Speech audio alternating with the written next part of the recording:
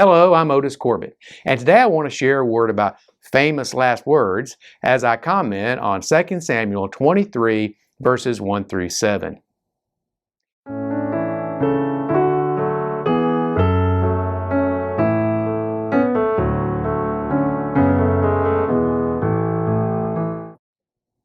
This passage reads, "Now these are the last words of David, the oracle of David, son of Jesse, the oracle of the man whom God exalted, the anointed of the God of Jacob, the favorite of the strong one of Israel.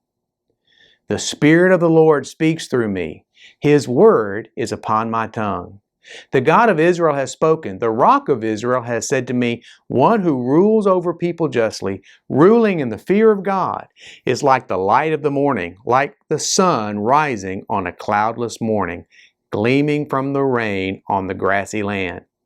Is not my house like this with God? For he has made me an everlasting covenant, ordered in all things and secure. Will he not cause to prosper all my help and my desire?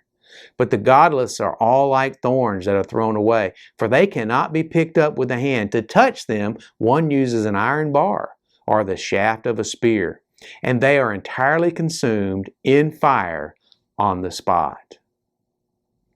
When we think of famous last words, we often remember the words of great personalities and how profane or profound or inane those words might be.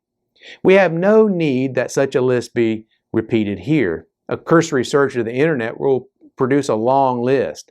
A search I did produced 844 million results. Of course, in contrast to the last words of a famous person, we also use the term famous last words to express doubts about the veracity, competence, or character of the person to whom we are referring. In this case, instead of a fawning admiration of the person, this becomes a sarcastic criticism of the person involved. In the case of David's last words, we can address both of those issues. David was arguably the best king of Israel, and while he definitely had feet of clay, he was also called a man after God's own heart, which is pretty heady stuff, let me tell you. I know of no person who could ever imagine being given such a compliment.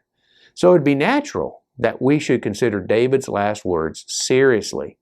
They might contain real truth and powerful insights that can bless our lives. And they do, but in an unexpected way.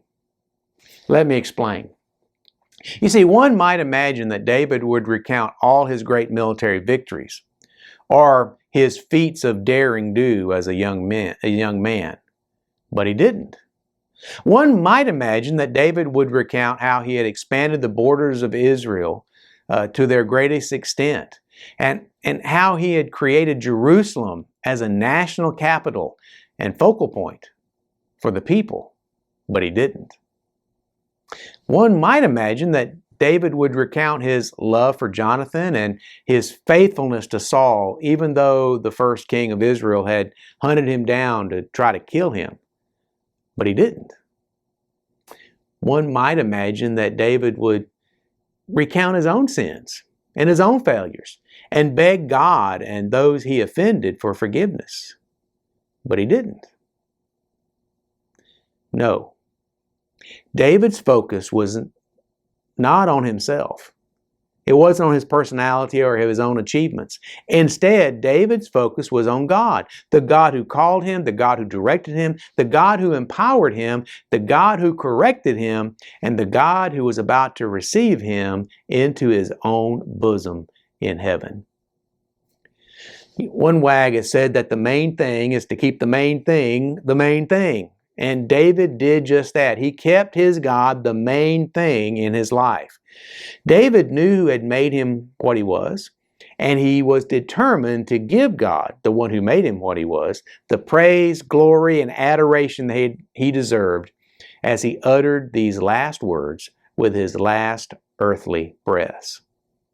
Now, the takeaway for us is not found in the poetic language that David used, but is instead the object of his devotion.